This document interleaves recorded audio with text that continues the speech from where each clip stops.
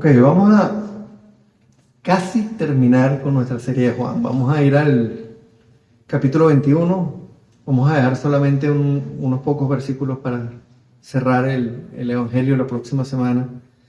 Pero hoy vamos a ver uno de esos pasajes que yo creo que cualquier cristiano que ha caído, eso nos incluye a todos, y que se ha avergonzado delante del Señor y le ha fallado, que lo ha negado. Es uno de esos pasajes que nos recuerda la magnitud de la gracia, la magnitud de la misericordia del Señor y la magnitud de nuestra dependencia en Él. Hoy vamos a ver esta tercera aparición de Jesús a sus discípulos, cuando se aparece a ellos mientras están pescando y ocurre este pasaje tan bello de la restauración de Pedro. Vamos a hacer un poquito de memoria para que veamos el pasaje en el contexto de lo que viene ocurriendo. Hace ya unas cuantas semanas estuvimos hablando de cómo Jesús anuncia ahí mientras acaban de comenzar la celebración de la Pascua, entran en el aposento alto. Él comienza lavando los pies a sus discípulos, después anuncia que va a ser traicionado por uno de ellos y después le dice a Pedro que lo va a negar. Esos versículos del capítulo 13, del 31 al 38, que son tremendos.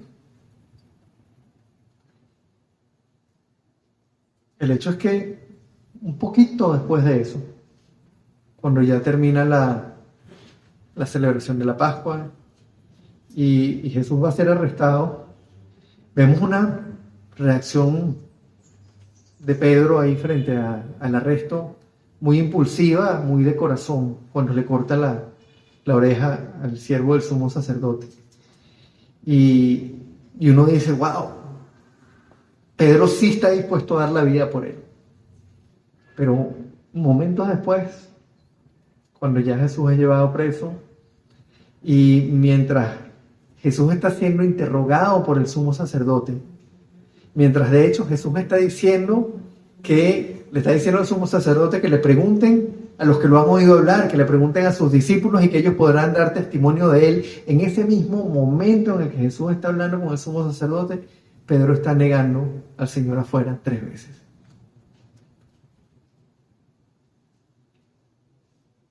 Y uno se imagina a Pedro en ese momento.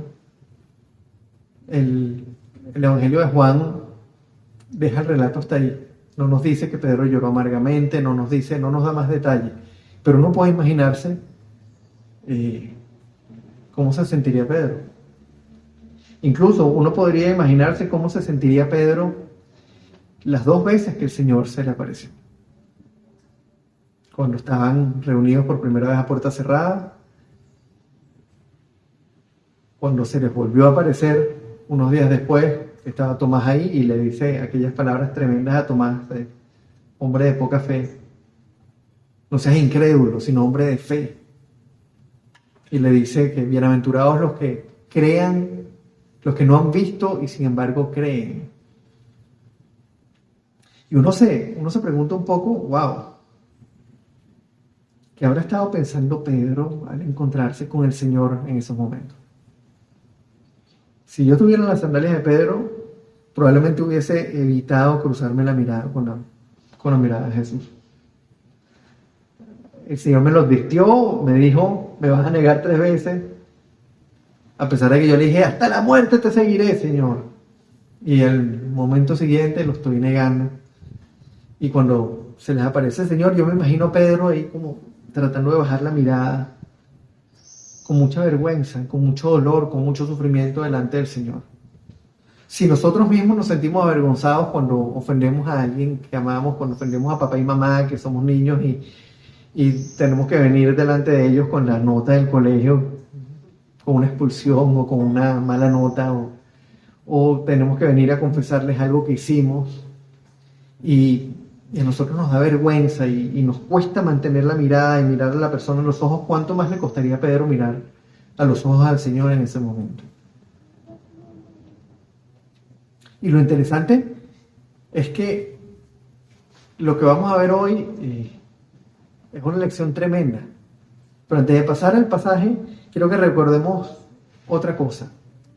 Y es que en la segunda aparición, en la primera aparición, perdón, cuando Jesús se les aparece a puerta cerrada, pasa algo tremendo y es que los comisiona. Sopla sobre ellos y les dice, como el Padre me envió a mí, yo los envío a ustedes, los envía, los comisiona a ir a predicar el Evangelio.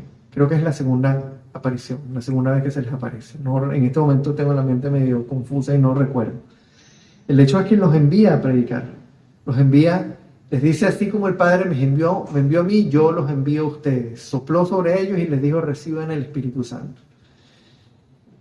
Y lo primero que vamos a ver hoy en el pasaje, vamos a verlo en los primeros 3 versículos, es qué pasó con los discípulos después de aquella aparición. Y en los versículos 1 al 3, el texto nos dice, después de esto, Jesús se apareció de nuevo a sus discípulos junto al lago de Tiberíades. Sucedió de esta manera. Estaban juntos Simón Pedro, Tomás, al que llamaban el gemelo, Natanael, el de Caná de Galilea, los hijos de Zebedeo y otros 2 discípulos. Me voy a pescar, dijo Simón Pedro. Nos vamos contigo, contestaron ellos. Salieron pues de allí y se embarcaron, pero esa noche no pescaron nada. ¿Qué era lo último que les había dicho el Señor a ellos en la última aparición? Como mi Padre me envió a mí, yo los envío a ustedes. Sopló sobre ellos y les dijo, reciban el Espíritu Santo, vayan y prediquen el Evangelio, vayan y testifiquen delante de otros que yo estoy vivo, que yo vencí la muerte, que yo soy el Mesías prometido. El Señor los envió a predicar y los discípulos se fueron a pescar. Y no sé si a ustedes les llama la atención, pero a mí sí me pone en un principio en una actitud un poco crítica de wow, se les acaba de aparecer Jesús resucitado, les digo, los envío, sopló sobre ellos el Espíritu Santo, los envío para que vayan y prediquen el Evangelio, y estos hombres se fueron a pescar. El relato no nos dice, inmediatamente los discípulos se fueron y comenzaron a compartir el Evangelio por todas las plazas y por toda Galilea. No, se fueron a pescar. Pareciera que el comentario es intencional de parte de Juan. Y yo veo esto y lo primero que pienso es, ups, ¿cuántas veces no me he ido yo a pescar? ¿Cuántas veces el Señor me ha dicho a mí, como el Padre me envió a mí, yo te envío ahora a ti? Porque nosotros estamos en la misma situación de los discípulos. De hecho, nosotros ya vivimos después de Pentecostés y habiendo nacido de nuevo, fuimos sellados con el Espíritu Santo, fuimos capacitados por Él mismo, se nos ha dado una comisión y muchas veces uno se va a pescar, uno se va a cualquier cosa que a lo mejor tiene prioridad para uno.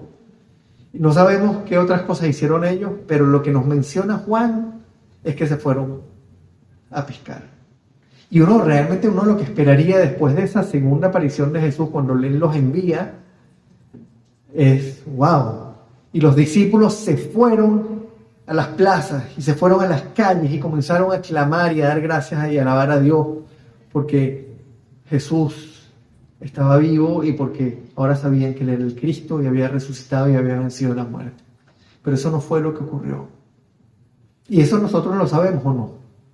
Nosotros sabemos que Él es el Cristo, nosotros sabemos que Él venció la muerte, nosotros hemos recibido su Espíritu Santo, pero igual nos vamos a pescar. Igual la prioridad a veces no es hacer lo que Él nos mandó a hacer. Cuando la prioridad de Jesús fue hacer lo que el Padre le mandó a hacer. Como el Padre me envió a mí, yo los envío a ustedes. Él no hizo otra cosa que predicar el mensaje que tenía que predicar y cumplir la misión que el Padre le había encomendado a hacer. Y es interesante porque esto lo pone a uno a pensar. Y esto de alguna manera le añadiría un poco de carga a Pedro con lo que vamos a ver a continuación, porque ya él lo había negado 3 veces. Ya él había fallado tremendamente, se había encontrado con el Señor 2 veces y el Evangelio de Juan no nos menciona que haya habido ninguna restauración previa. O sea, no había habido una conversación aparte o a solas entre Jesús y Pedro en la que el Señor hablara con Pedro y le dijera cualquier cosa. Ahora están, como vamos a ver, los discípulos reunidos y Jesús se les vuelve a presentar. Ahí en los versículos 4 al 7, la primera parte del 7 nos dice: al despuntar el alba, Jesús se hizo presente en la orilla. Ellos están pescando, Él se hizo presente en la orilla. Pero los discípulos no se dieron cuenta de que era Él. Muchachos, ¿no tienen algo de comer?, les preguntó Jesús. No, respondieron ellos. Tiren la red a la derecha de la barca y pescarán algo. Así lo hicieron, y era tal la cantidad de pescados que ya no podían sacar la red. ¡Es el Señor!, dijo a Pedro, el discípulo a quien Jesús amaba. Fíjense que la manera como Él se les presenta es repitiendo una de las señales que Él ya había hecho. Él ya había hecho una pesca milagrosa. Se les había presentado a ellos, les había demostrado a ellos quién era Él con una pesca milagrosa, y ahorita repite la señal. Y es interesante porque uno lo pone a pensar. Muchas veces el Señor, en medio de nuestra apatía, en medio de nuestra flojera, en medio de nuestro miedo, en el medio de nuestra rebeldía, cuando estamos poniendo otras cosas como prioridad, el Señor tiene que hacer estas cosas portentosas para recordarnos quién es Él y quién es la prioridad. A veces con milagros muy evidentes, a veces con cosas más pequeñas, a veces con momentos de sufrimiento muy fuertes. El hecho es que estos hombres estaban frustrados porque no habían pescado, y el Señor, de la misma manera que una vez se les presentó, se les vuelve a presentar y les recuerda. Y en el momento en que ellos se dan cuenta, fue como una revelación: es el Señor. Gritó Juan: es el Señor. Y estos últimos días yo he pensado mucho en esto, porque en medio de todas las dificultades que hemos estado pasando, yo me he ido a pescar. Yo he estado poniendo mi prioridad en otras cosas. Se me ha olvidado la maravilla, la magnitud del regalo que es estar en su presencia. Y en lugar de estar buscando su presencia y el consuelo delante de Él, me he lamentado, me he quejado, he buscado de repente hablar con personas, cuando lo único que tenía que hacer era literalmente ser consciente de su presencia, abrir su palabra, orar y disfrutar de su consuelo y su restauración. Y de unas maneras muy tremendas el Señor, recordándonos maneras en las que Él ya había actuado en nuestra vida, nos hizo conscientes nuevamente de su presencia. Y eso uno lo pone a pensar. Y lo pone a reflexionar sobre la misericordia del Señor. Porque ¿qué hubiese esperado que hubiese hecho uno si uno le hubiese dicho a los discípulos: como mi Padre me envió a mí, yo los envío a ustedes? y después me les aparezco en el lago mientras están pescando y les digo, miren muchachitos, ¿qué hacen ustedes pescando? Yo no los envié a predicar el evangelio. Uno lo primero que hubiera hecho probablemente es reclamarles. ¿Por qué están haciendo lo que están haciendo? ¿Por qué no están haciendo lo que yo los envié a hacer? Pero Jesús les recuerda quién es Él. De una manera milagrosa y tremenda, les repite aquella señal enorme, que uno a veces pierde la visión de lo grande que es eso. Porque aquí el Señor le estaba diciendo a los peces, métanse en la red. El que creó el universo, el que hizo todo, les está recordando, hey, aquí yo soy el soberano y absoluto de todo. En lugar de decirles, miren muchachos, ¿qué están haciendo? Que perdiendo el tiempo ahí en lugar de hacer lo que yo les mandé a hacer, les recuerda. Y en el momento en el que Juan dice, es el Señor, a Pedro se ve que se le sacudieron las entrañas. Y el versículo 7b nos dice, tan pronto como Simón Pedro lo oyó decir, es el Señor, se puso la ropa, pues estaba semidesnudo y se tiró al agua. Pedro no se aguantó. Pedro no dijo, vamos a remar rápido. No. Esta es mi oportunidad para estar con el Señor antes de que los demás lleguen.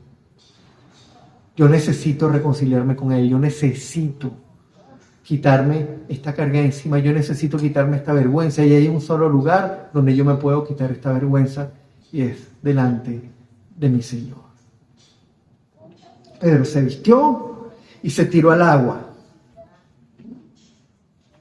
El versículo a partir del 8 nos dice, los otros discípulos lo siguieron en la barca, arrastrando la red llena de pescado, pues estaban a escasos 100 metros de la orilla, y al desembarcar vieron unas brasas con un pescado encima y un pan. Fíjense que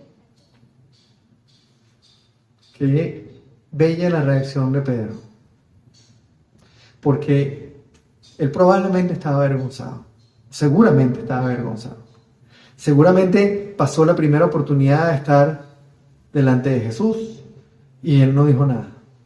Pasó la segunda oportunidad y no se acercó al Señor a decirle nada. Estoy elucubrando. Pero el hecho que el pasaje no nos menciona que haya habido ninguna conversación entre Pedro y Juan, entre Pedro y Jesús, y en esta tercera oportunidad, en lo que Jesús ve una nueva oportunidad de acercarse al Señor, se lanza, no espera, deja atrás el resto, nada, y hace lo opuesto a lo que había hecho en momentos anteriores. En lugar de huir de la presencia, se acerca. Hace lo opuesto a lo que la mayoría de nosotros hacemos cuando caemos. Porque nuestra naturaleza pecaminosa nos lleva a bajar la cabeza, a sentirnos avergonzados, a huir y no acercarnos confiadamente al trono de la gracia. Y Pedro lo que hizo fue nadar confiadamente al trono de la gracia. Se lanzó al agua y nadó hacia donde estaba el Señor. El versículo 10, a partir del versículo 10 nos dice, traigan algunos de los pescados que acaban de sacar, les dice Jesús. Simón Pedro subió a bordo, arrastró hasta la orilla la red, la cual estaba llena de pescados de buen tamaño. Eran 153, pero a pesar de ser tantos, la red no se rompió. Vengan a desayunar, les dijo Jesús. Ninguno de los discípulos se atrevía a preguntarle, ¿quién eres tú? Porque sabían que era el Señor. Jesús se acercó, tomó el pan y se lo dio a ellos e hizo lo mismo con el pescado. Esta fue la tercera vez que Jesús apareció a sus discípulos después de haber resucitado. Fíjense qué bello la manera en que Jesús se aproxima a ellos. Mientras están pescando, les recuerda quién es Él, les recuerda quién es la prioridad. Cuando llegan a tierra, los invita a desayunar, los invita y come con ellos como tantas veces lo habría hecho. Ya resucitado, con un cuerpo glorificado, comparte una comida con ellos. Y de nuevo, uno va encontrándose con un Jesús muy diferente al que uno se imagina cuando uno cae. Uno empieza a encontrarse aquí con un Jesús muy diferente al Jesús al que uno se imagina, o por lo menos yo, cuando no estoy haciendo su voluntad, cuando Él me mandó a predicar su evangelio y yo estoy ocupado en mis propias cosas, o cuando lo he negado, cuando le he fallado, cuando he caído, cuando le he levantado el puño. Él, como tantas otras veces lo había hecho, se siente y come con ellos. Y lo bello del asunto, lo más bello del asunto es lo que viene a continuación. Porque es ese proceso por el que el Señor lleva a Pedro para restaurarlo. Y es donde está el corazón de este pasaje, donde está la sustancia, donde está la lección enorme de este pasaje. Vamos a leer a partir del versículo 15. Cuando terminaron de desayunar, Jesús le preguntó a Simón Pedro: Simón, hijo de Juan, ¿me amas más que estos? Sí, Señor, tú sabes que te quiero, contestó Pedro. Apacienta mis corderos, le dijo Jesús. Y volvió a preguntarle: Simón, hijo de Juan, ¿me amas? Sí, Señor, tú sabes que te quiero. Cuida de mis ovejas. Por tercera vez Jesús le preguntó: Simón, hijo de Juan, ¿me quieres? A Pedro le dolió que por tercera vez Jesús le hubiera preguntado: ¿me quieres? Así que le dijo: Señor, tú lo sabes todo, tú sabes que te quiero, apacienta mis ovejas, le dijo Jesús. Fíjense que, primero que nada, el Señor lo llama por su viejo nombre, Simón. En lugar de llamarlo con el nombre que él le había dado, Pedro lo llama por su viejo nombre. La palabra no nos dice nada, pero es interesante que se dirija a él por su viejo nombre. Estaba dirigiéndose al Pedro que le había fallado, estaba dirigiéndose al Pedro que lo había negado, estaba dirigiéndose al Pedro que estaba avergonzado, para llevarlo a ser otra vez ese Pedro al que le había dado un nuevo nombre. Y hay un tema o un aspecto aquí que es crucial que entendamos antes de analizar o de reflexionar sobre esta conversación entre Jesús y Pedro, y son las palabras que la Biblia utiliza en esta conversación. Hay dos palabras claves aquí, una es ágape y otra es fileo. Son dos de las palabras que hay en el griego para referirse al amor. Nosotros en español tenemos una palabra, básicamente amar. En Estados Unidos dicen love, no sé qué palabras utilizarán en otros lugares, pero nosotros esa palabra amar la utilizamos para todo. Y de alguna manera, para saber el contexto en el que la estamos utilizando, tenemos que ver el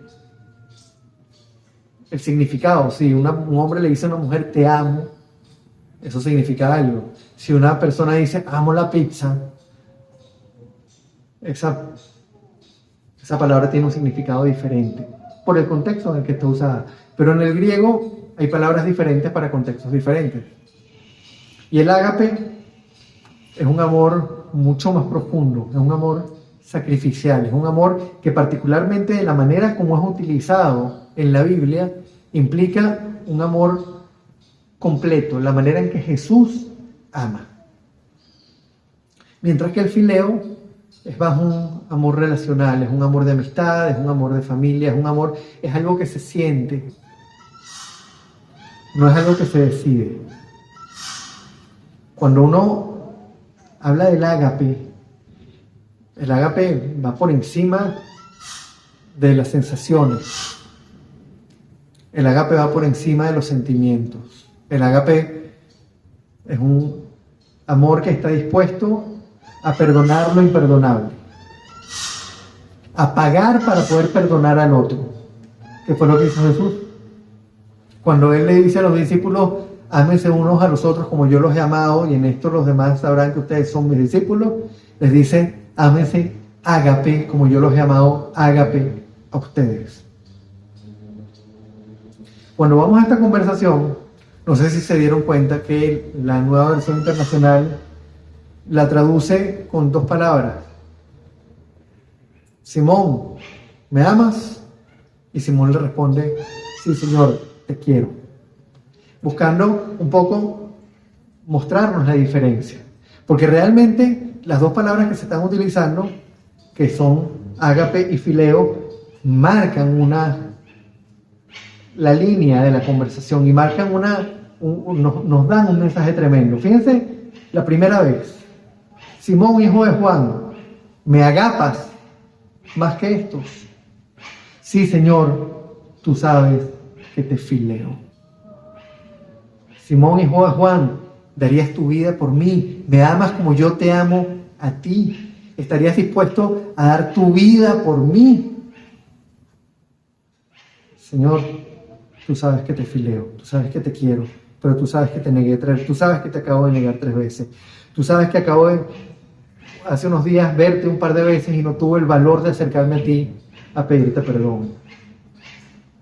La respuesta del Señor, apacienta mis corderos.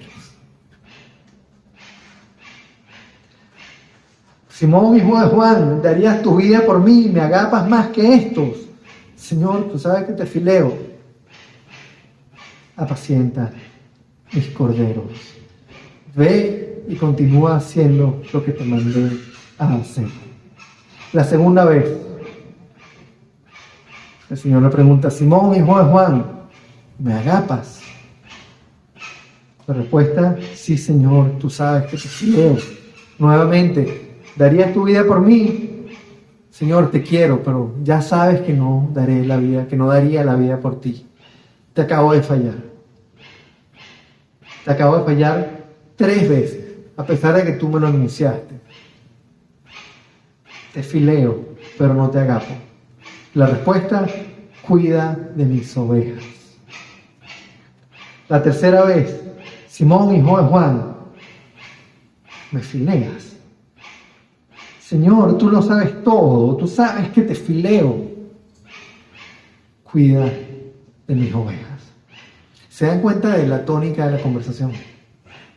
¿Se dan cuenta de que Pedro estaba siendo total y absolutamente sincero delante del Señor? El Señor le pregunta, Simón, ¿estás dispuesto a dar la vida por mí? No, Padre. No, Señor, no estoy.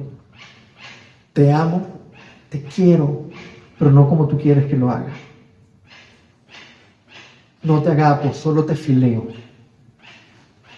¿Se dan cuenta de la honestidad del corazón de Pedro en esta conversación?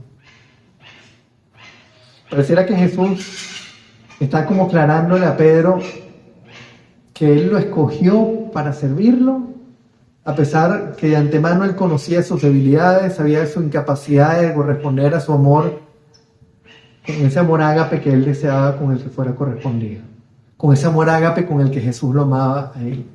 Pareciera estarle recordando que yo sé que no me agapas, yo sé que aún tú no me amas de manera ágape, yo sé que aún tú me fallas, yo sé que aún tú me niegas, pero ve y cumple con la tarea que te mandé a hacer. Ve y cuida de mi rebaño, apacienta mis ovejas, cuida mis ovejas. Y esto nos presenta una verdad, hermanos, tremenda. En la carne, ninguno de nosotros podemos amar ágape a Jesús. En nuestra carne nosotros no podemos agapar a Jesús, ni a Jesús ni a nadie. Nuestra carne es incapaz de amar como Él quiere que nosotros amemos. En nuestra carne amamos por sentimientos, amamos por conveniencia, amamos porque sentimos cosas que pasan en nuestro interior y nos llevan a encariñarnos con otras personas, a amar a otras personas, pero a fin de cuentas siempre termina siendo un amor egoísta. Y el amor ágape es cualquier cosa menos egoísta. El amor ágape es el que describe Corintios 13, cuando dice que el amor todo lo soporta, todo lo perdona, y que de nada sirve tener todos los dones y tener una fe que mueva montañas si no tenemos ese amor. En la carne no podemos agapar ni a Jesús ni a nadie. Y lo hermoso del asunto es que aún así Él hizo lo que hizo para salvarnos y nos dio el privilegio de contarles a otros la buena noticia. Así como le dijo a los discípulos, así como mi Padre me envió a mí, yo los envío a ustedes. Él nos dice a nosotros, así como el Padre me envió a mí, yo los envío a ustedes, a pesar de que son imperfectos, a pesar de que no pueden amarme como yo los amo a ustedes por cuenta propia, a pesar de que en su naturaleza caída son incapaces de hacer nada que me agrade, yo los envío. Vayan y apacienten mi rebaño. Y lo bonito es que la cosa no termina ahí, porque en los versículos 18 al 19 le dice, de veras te aseguro, que cuando eras más joven te vestías tú mismo e ibas a donde querías, pero cuando seas viejo extenderás las manos y otro te vestirá y te llevará a donde no quieras ir. Y esto lo dijo Jesús para dar a entender la clase de muerte con que Pedro glorificaría a Dios. Después de esto le añadió, después de esto añadió, sígueme. Vamos a ver la secuencia. Pedro, ¿darías la vida por mí? No, Señor. Te quiero, pero ya te fallé, ya viste que no. Pedro, ve y apacienta mis ovejas. Pedro, ¿darías la vida por mí? No, Señor, no la daría. Cuida mis ovejas. Pedro, no darías la vida por mí. No, Señor, tú sabes que no. Cuida mi rebaño. De veras te aseguro que hoy te preocupas más por ti mismo. De veras te aseguro que hoy eres incapaz de servirme como yo quiero que me sirvas. De veras te aseguro que hoy en día buscas tus cosas y no las mías. Te vas a pescar en lugar de ir a predicar mi palabra. Te preocupas por lo tuyo y no por las cosas del reino. Pero llegará el día en que otro te vestirá y te llevará a donde no quieras ir. Y darás la vida por mí. Y te matarán y glorificarás mi nombre a través de su muerte. Qué frase tan tremenda. Con esto daba a entender la clase de muerte con la que Pedro glorificaría a Dios y es crucificado.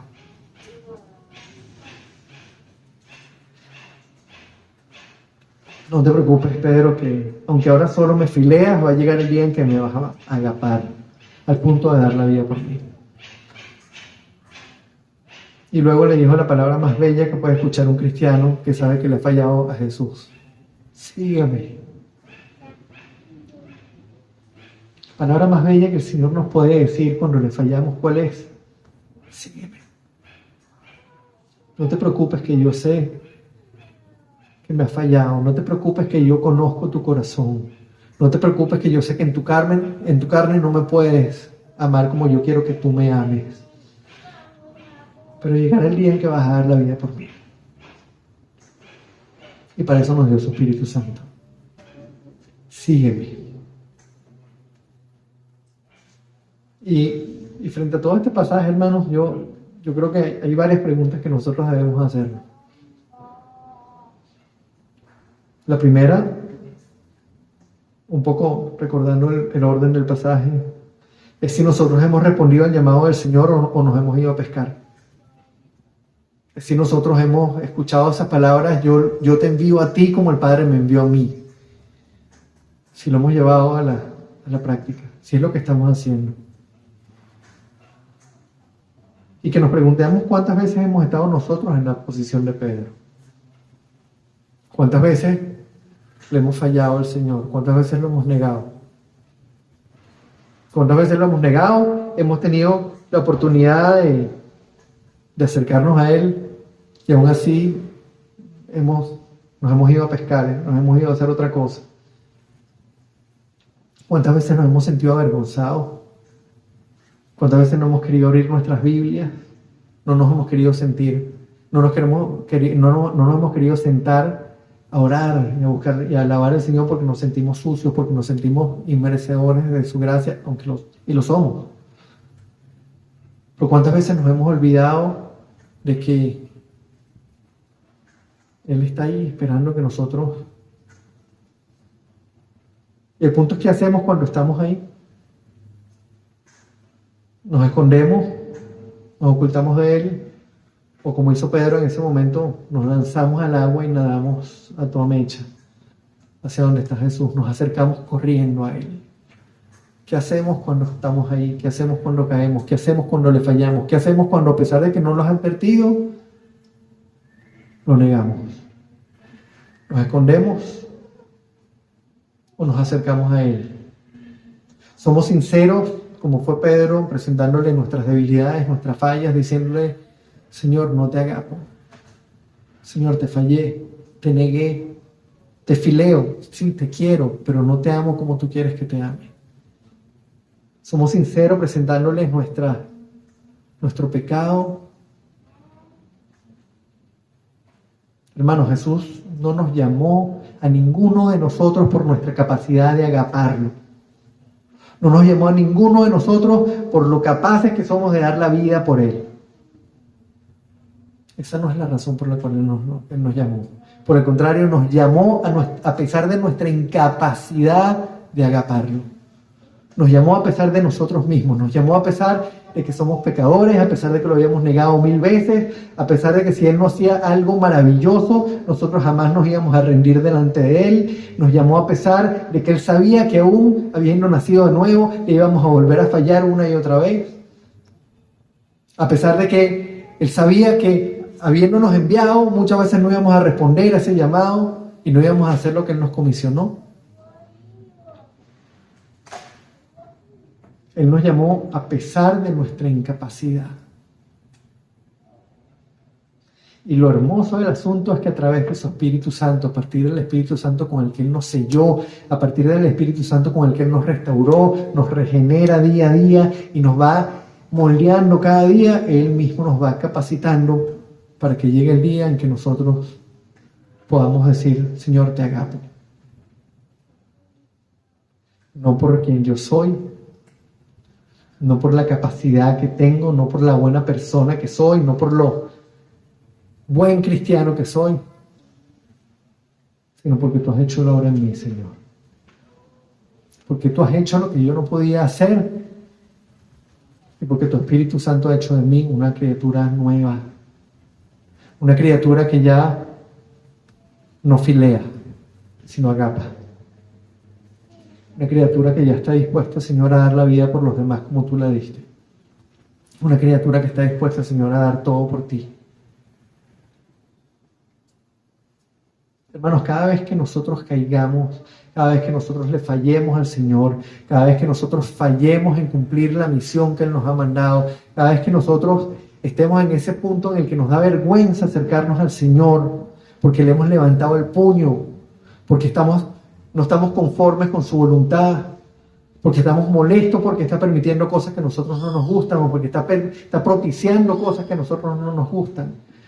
Cuando estemos molestos porque Él no haya contestado nuestra oración, y todo lo contrario, haya hecho cosas que humanamente nos resulten difíciles de aceptar. Cada vez que nosotros estemos en esa situación donde lo hemos negado, donde hemos puesto primero nuestra prioridad, aquí tenemos un pasaje en el que debemos anclarnos y recordar que cuando nosotros le fallamos, no hemos sido los primeros ni seremos los últimos. Y que en la palabra tenemos todos los ejemplos que nos recuerdan, como en este caso, que cuando nosotros vamos al Señor con un corazón sincero, cuando nosotros vamos delante del Señor con un corazón contrito y humillado, como hablábamos hace unos días cuando vimos el Salmo 51, cuando nosotros vamos delante de Él y le decimos: Señor, aquí estoy, mírame, estoy sucio, Señor, te fallé, Señor, no te amo como tú quieres que te ame, Señor, he puesto mis intereses por delante. Señor, no he aceptado tu voluntad, he luchado contra ella. Cada vez que nosotros estemos en esa situación y vayamos delante de Él con un corazón contrito y humillado, Él nos va a restaurar. Nos va a decir: apacienta mis ovejas. Y no hay nada mejor que nosotros podamos escuchar de la voz de nuestro Señor que sígueme. Que esta sea nuestra realidad, hermanos, cada vez que nosotros le fallemos al Señor. Que esta sea nuestra realidad cada vez que nosotros caigamos. Ir delante de Él a toda prisa. Dejar todo de lado. Lanzarnos al agua, nadar hacia Él. Correr hacia Él. Con un corazón abierto, confesar lo que somos, confesar lo que hemos hecho y ser restaurados por Él. Y escuchar de Él esa palabra: sígueme. Vamos a orar.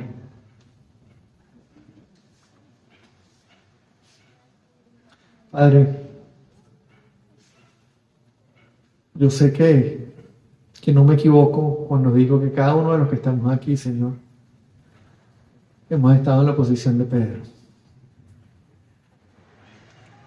Algunos de unas maneras, otros de otras. Algunos con más frecuencia, otros con menos. Pero todos y cada uno de nosotros, Señor, a los que tú has llamado, te hemos fallado, te hemos negado.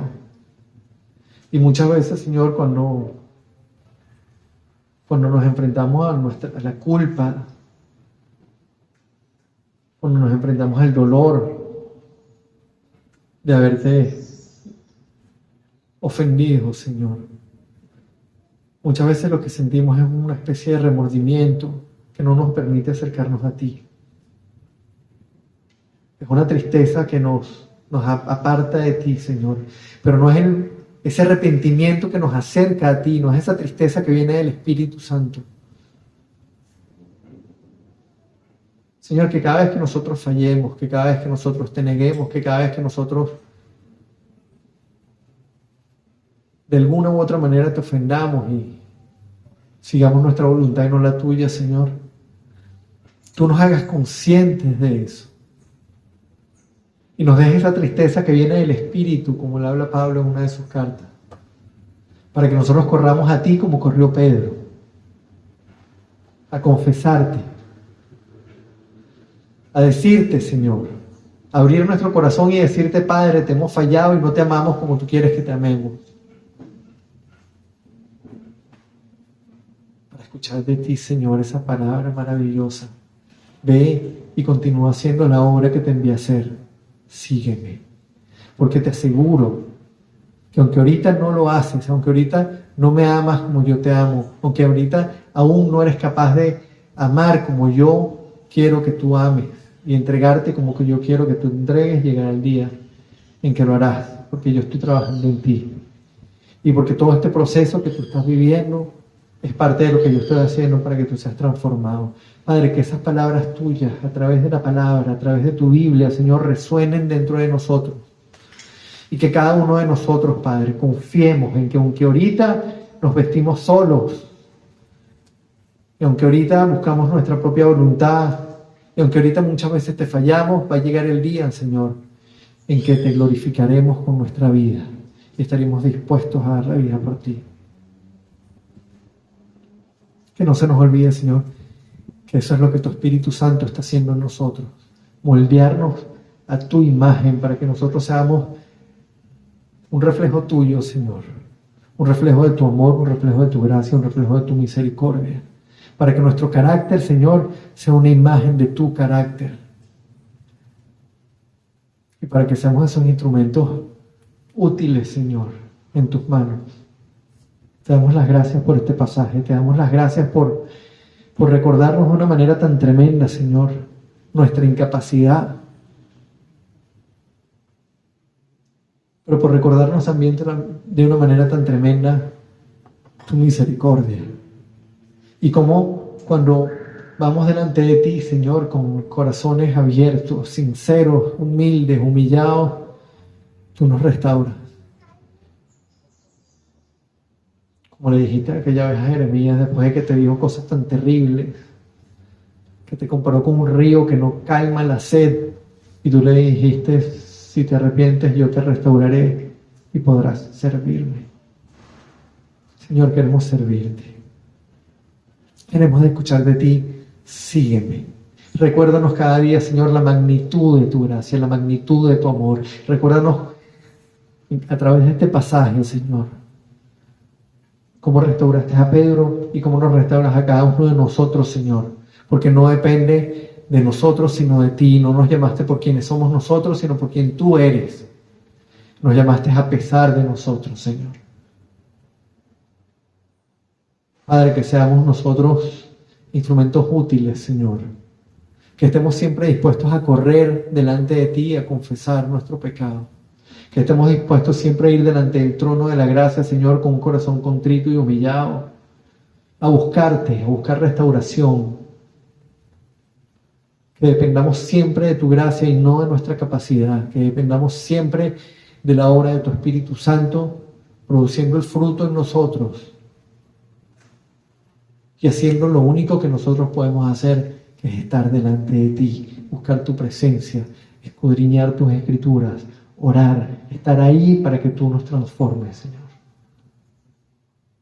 Y que no sea nuestra carne actuando, sino tu Espíritu Santo actuando a través de nosotros, Señor. Alabado seas por siempre. Gracias, Padre, por este pasaje. Bendícenos a cada uno de nosotros, Señor, de los que estamos aquí, con el privilegio de ser instrumentos útiles en tus manos.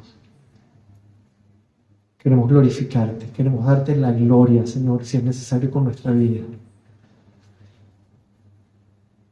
Y aunque sabemos que no lo haríamos voluntariamente, sabemos que tú estás trabajando en nosotros para que nosotros estemos preparados, Señor, para dar testimonio de ti ante cualquier situación. Bendito seas por siempre, Señor, te adoramos, te alabamos, te bendecimos, te glorificamos. En nombre de Cristo. Amén y amén.